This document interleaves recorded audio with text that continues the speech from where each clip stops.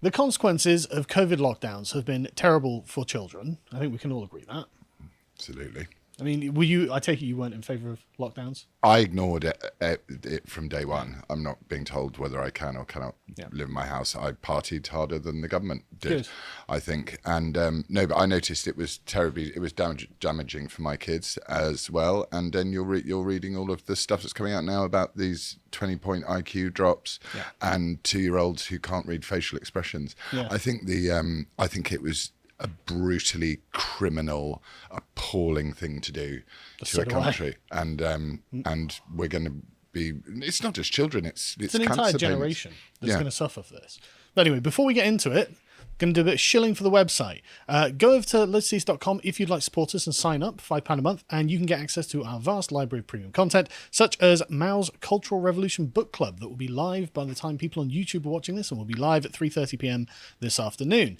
It's how we fund the show, so if you'd like to support us and keep us going and get access to all of the interesting things we do, go and check that out. But anyway, right. So this begins really with, I think, an interesting point. Is Elon Musk, who we're going to be talking about a lot in this podcast, he tweeted this out, and I found this interesting. Humanity did not evolve to mourn the unborn, but we should. I'm talking about not having kids in the first place. That's the problem. And underneath that, he tweets out a link to a Scientific American article, which you may have recalled that people were expecting a baby boom during the lockdowns, and people are just trapped at home all day. What are they going to do? They're going to have sex because they've got nothing else they're allowed to do. And that didn't happen. As Scientific American tells us, in fact, that a professor of social and political science at an Italian university looked at the birth rates in 22 high-income countries, including the US, and found that only that 7 of those countries had statistically significant declines in birth rates in the final months of 2020 and first months of 2021 compared to previous years. And it's not like the birth rates in the West have been good anyway. They're on a dramatic decline. And the US saw a decline of 3.8%, which wasn't statistically significant, but there we go. But this was interesting because everyone was expecting, well, there's going to be a bit of a baby boom, and it didn't happen. So people in lockdown were not feeling the need to sow their oats, as it were, which is interesting how the intuitive prediction that they're going to make just turned out to be wrong. Right. The interesting thing is, these old truisms like I want to create a better life for my children, all of those sorts of things, the hope and optimism that we used to have as procreators is being stripped away from us. So, it is exactly this. It's my kids are taught this at school. I was taught this at school as well. This sort of you're a virus on this planet. Your mere existence is destroying it, and therefore the solution is to wipe out mankind slowly by not breeding. Yes, it's what China went through as well, wasn't it? And we're now copying them. Yeah, it's a really anti-human perspective that the big brains of our society have come to the conclusion of, which is kind of silly. But this is actually one of the things they point out. They say you might not necessarily forgo childbearing totally, but may postpone it until the times are a little better. It's like, okay, but when are times going to get better? They're not, because we're destroying GDP across the West. We're destroying our civilizations from the inside out. Like, who can say that there's any light at the end of the tunnel that we're on at the moment? Well, mostly, weirdly, I think it's people with faith. Oddly, I think it's people with faith because they have this very odd concept called hope, and we need to focus on hope because without it, we're savages. But I mean, we literally. I'm an atheist, so for those of us who don't have faith, I'm looking at the current course of our civilization and being like, right, this is heading straight into the ground. It's going to crash, and there are going to be very few survivors at the end of this. So something needs to change. But the best example of this, in fact, is just what has been done to children. Now, the thing I really found most infuriating about the lockdowns is that nobody asked a single old person, would you like to sacrifice your grandchildren's future for a few extra years of life? Because I can't imagine a single one of them would have said, of course I would. Yeah, I think lockdown was, as I'm sure you do, much more sinister than that. It's a moral abomination. I think the point of lockdown, of this whole thing, if one wants to go down the rabbit hole slightly, is just to turn children into compliant little comrades, so that as they grow up and develop and they're not educated in a, you look at the way young people communicate with each other, with exceptions, of course, but it's it's really worrying how binary they're taught. Everything is very binary except themselves, which is non-binary. It's deliberate confusing of children. And what I really despise about it is teaching generations of people that actually no, the government is totally free to just lock you in your houses if it feels like it. And all of the adults went along with it. It's like, and so, like you said, I just ignored the lockdowns. You know, I did what I wanted. Screw the government. Yeah. And so at least my children and your children had a good example in us. But the rest of civilization, the rest of our entire society is like, no. If the government just says do this, you have to do this. It's like, no, I don't think I do. But anyway, let's have a look at the effect on kids, right? Because this is really terrible. So Amanda Spielman, the chief inspector of Ofsted, has come out and said, well, look, nurseries are flagging babies with limited vocabularies and who are struggling to understand facial expressions. Because for 2-year-olds don't know how to read a human face. Not good. Because of masks. Oh, those terrible, disgusting evil. masks. It is evil, but and also, again, it's the most dreadful thing about it is it's mostly the poorer in society, the poorest kids, who will have had the hardest time out of this, who couldn't, didn't have access to education. Can you even imagine living in a 2-bedroom house with 3 kids and being told you're not allowed out? And then trying to homeschool 3 kids around a kitchen table. It's just such an impossible... It's barbaric. It is barbaric. And we've suddenly, in this the thing that's really sort of, spooked me is how compliant people were. Yeah. Because I really genuinely believed in this sort of Blitz spirit of the Brits. I really had this notion all the way through my life. Oh, yeah. I was like, the Brits were different. We're not going to take this. We're not going to take this. And then I've gone, oh, hang on a minute, the appeasers. Yeah. There was a lot of appeasement before some brave people stood up against it. So terrifying. Yeah. And Boris, if he'd wanted to ape Winston Churchill, his hero, he would have said, no, we're not going to do that. That's terrible. Everyone else can do it, but we're not going to do that. He could have done the right thing, but he didn't. But anyway, so Ofsted report was based on 70 inspections of 70 70 early years providers in England in January and February. And they came across with it was just terrible, right? We are seeing difficulties with social interaction and social confidence. Children just behind where you would normally expect them to be. Also in physical development, crawling, walking, and this may also be related to greater instances of childhood obesity. Children turning 2 years old will have been surrounded by adults wearing masks for their whole lives and will therefore be unable to see lip movements or mouth shapes regularly. And it's interesting that you didn't even know that this was deeply important for children's development until you deprive them of it. Yeah. You didn't even know. But what I find so strange about... I tweeted that exact line this morning because they haven't managed to throw me off yet. And maybe they won't, thanks to Elon's we'll talk about it in a minute. 9.2. But what I've found... And I very rarely go through the replies because it's just endless trolling. Yeah. But sometimes they'll throw you up a reply and you sort of... without asking for it. And it was someone going... Well, it's all right. They weren't wearing masks at home, maybe. And I'm like, what's your problem? Yeah. These things provably useless. Yeah. Even to, anyone with half a brain, it would go, practically, this isn't going to work. Viruses are little. They're going to get through these things. And there's huge holes everywhere. Provably useless. But they were just the Fauci position, by the way. Yeah, they were just, exactly. They were just... he said in the beginning, this isn't going to stop the virus. But anyway, sorry, go on. As I said earlier, I think it was just about turning children and adults into compliant comrades. And even sheep. if that wasn't the intent, this has been the consequence. I mean, as they say here, all they've seen is their parents in a house, not interacting in local parks, seeing their friends, going to parties. So it's taken a long time for these children, especially babies and toddlers, to get settled in nurseries. And this is just absolutely terrible, right? And so let's go on to what the Mental Health Foundation in Scotland found, which that the impact of the mental health and well-being of children and young people has obviously been catastrophic.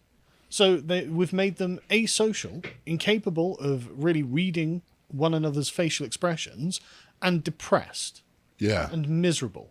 And all paid for by us. All paid for by us. So all commanded by the government in service of grandparents who would never have chosen this. No. If they were given the option. No, it was, but also what happened to grandparents? People in care homes and various.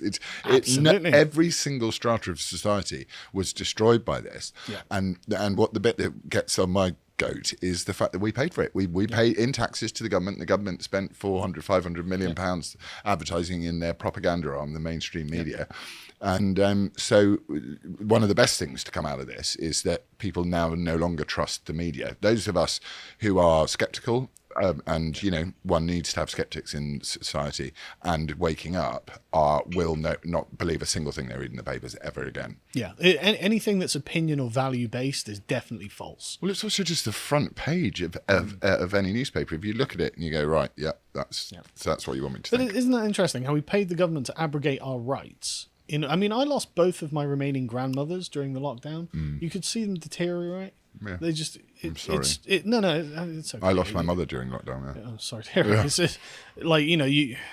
But anyway, right? So as Mental Health for Scotland discovered, overall studies point to increased levels of distress, worry, and anxiety, and increased feelings of loneliness and worries about school in the future. Again, no one asked old people if they wanted to inflict this on their grandchildren, right? And so this gets bad for every group in society, but of course, the people who are most vulnerable are most affected, which being the poor, working class, and minority communities, and people who are affected by violence, of course, because if you're in an abusive family situation, not being allowed to leave the house is pretty bad for you. There was some terrifying stats on domestic violence. Well, I don't have them to hand, but they were. Yeah, I've seen them as well, and it's tragic. Yeah. And suicides as well. But the thing is, this is the lockdown is the mold on the tree at the very beginning of the mold, and we haven't even seen what effect it's going to have once it gets out to the branches. Yeah. So the damage that's been done, we haven't seen 1% of what's gonna the societal effect it'll have. Appalling. Yeah, well, this is exactly the point they're making. Evidence suggests that engagement with the curriculum has been disrupted for many children and young people. So and as you said, there was a study that showed there's 20-point IQ point drop. So that's disgusting, to rob someone of 20 points of intelligence when they're a baby and go, right, okay, well, you're on your own in life now. That's not recoverable. Yeah. Like brain dysfunction and lack of development in early childhood is never recoverable. There are examples, there are cases where children are raised without human contact and they never learn to read, write, or talk properly because the part of the brain that does handle all of that develops in the earliest years, and if that's prevented, it never develops and they never get those abilities. And this is literally, we have created a generation of people who are going to massively underachieve for their entire lives, and there's nothing they can do about it. And but adults as well. The crimes against children are beyond. And as you said, if Boris had any guts whatsoever, he would have shown them. The concerning thing was that it was how coordinated it all felt. Yeah. There are two schools of argument, aren't there? Is it just a bunch of never ascribed to malice what you can put down to stupidity or whatever? But at this point, I find it very, very difficult not to ascribe this to some sort of deep desire to fundamentally change society. Well, you've got the other military maxim: once is chance, twice is coincidence, and three times is enemy action. And we're at this point, I'm like, right, okay, these things, these incompetent decisions happen so regularly that I'm assuming it's malice now. At this point, it's enemy action. But this is the thing, and I honestly think that morally, right, it would have been better for every single adult to have died from COVID who got COVID and was going to die from the COVID, rather than try and prevent that through lockdowns, which affect the entire generation of children. And I can't imagine an adult coming and saying to me, no, I don't think that's a worthwhile sacrifice. I think that my life should be preserved at the expense of the damage this is going to do to an entire generation of children. Defy me. I defy anyone to show me the adult that would make that claim. Well, it's women and children first. It was always the way. And it's always children first, then adults, then men. But how could it's such a discombobulation of what it is to be a parent as well. It's a total inversion of values, isn't because you just go, this is the most important thing as a parent, but you will meet someone who would argue the other point and is still arguing the other point. In that you see a selfish person. Then they accuse you of being selfish. I was on the front page of all the papers because I used to advertise the fact that I was partying relentlessly throughout it. And they go, is this the most selfish man in Britain? No. And it's like, no, you're all selfish, but you don't take a jab for the good of mankind. You take a jab because you think it's going to help you. Yeah. That's the definition of selfishness. I don't object to your selfishness. No, it's not wrong either. Get vaccinated if you're bothered about it. Do what you feel is best for you. Yeah, exactly. Just stay out of my life. And Stop inflicting punishments on my children because you're afraid. Yes. Because that's what this is. Your lack of spine has led you to want to penalise children. We lionise cowardice, though, now. We disgusting. lionise victimhood and cowardice in this country. Let's talk about lionising cowardice, actually. Let's talk about Chris Whitty. Oh, yeah.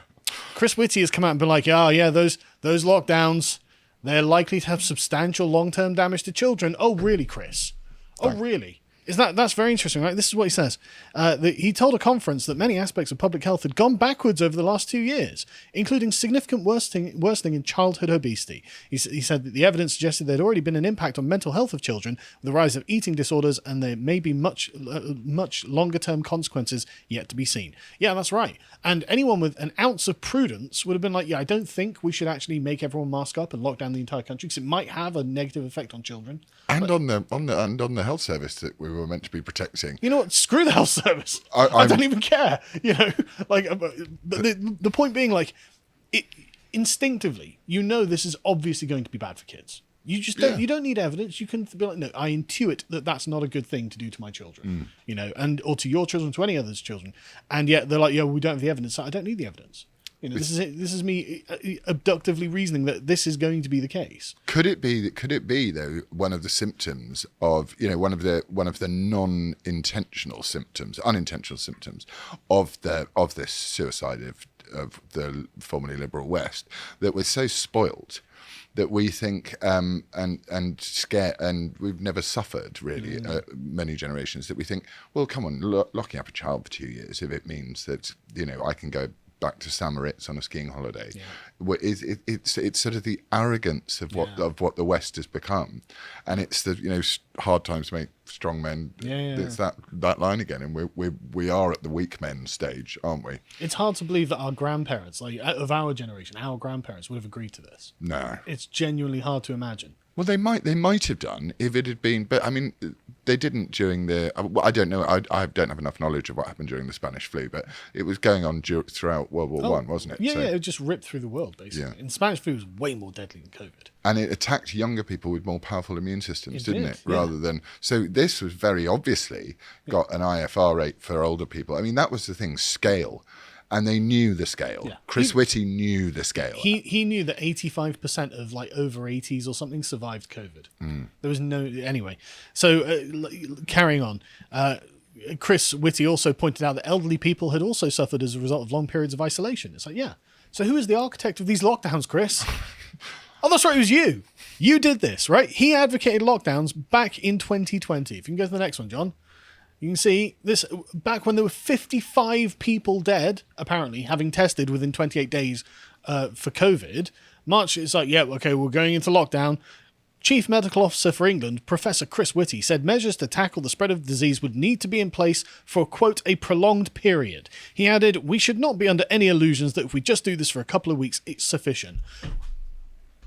You did this. You did this. You inflicted this on the young and the old, Chris. You dysgenic loser. Yeah. Absolutely. You are responsible for this, right? And the thing is, as well, it's not like lockdowns prevented the COVID deaths, is it, Chris? And you know this, right? We can go to the next one.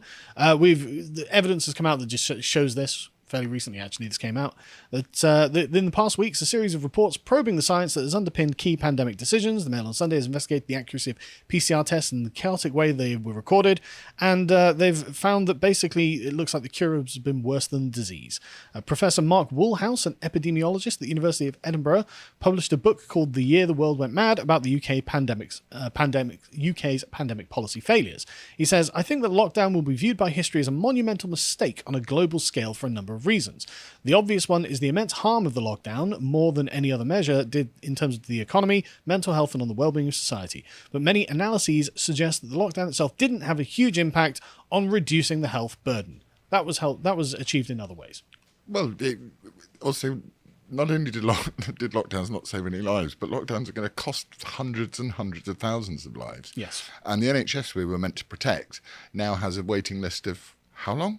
Yep. It's cancer diagnoses, all that sort of stuff. Every ideologically driven policy Every single one that's ever been enacted by any regime on earth, because I don't think we really have a government. I think we have a uniparty regime, ends in death and misery. And this has been proven.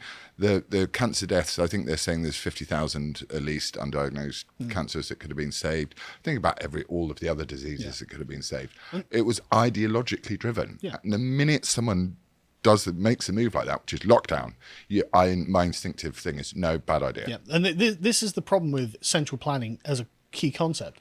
The more power you accrue to the people in charge, the more damage their mistakes cause. And so this is exactly why you should go check out Mao's Cultural Revolution, in fact, because this was exactly the problem in China and the Soviet Union and all of the other communist regimes. There are terrible famines and massacres and all of these other problems. The people in charge are just not as smart as they would need to be able to have this kind of extreme managerial control over all of society. So any mistakes they've made and things they haven't accounted for end up showing dramatically in terrible, terrible ways. Yeah. So I completely agree. And again, you can tell this on an instinctive level. As I'm exactly the same. As soon as I've got this big idea that's going to require everyone to do something, I'm just like, no, I'm out. I'm just out. You need a fraction of society which is skeptical. Absolutely. And you need a fraction of society that just says no for saying no as it is. If you appreciated that segment from the podcast The Lotus Eaters, you can go to lotuseaters.com to get access to all the premium content we have on the site, such as this video, The Politics of American Psycho, between Harry and Thomas here. And if you want to follow what Harry's putting out, you can also follow him at Getter, of course, at Harry Lotus Eater on Getter. Thank you and goodbye.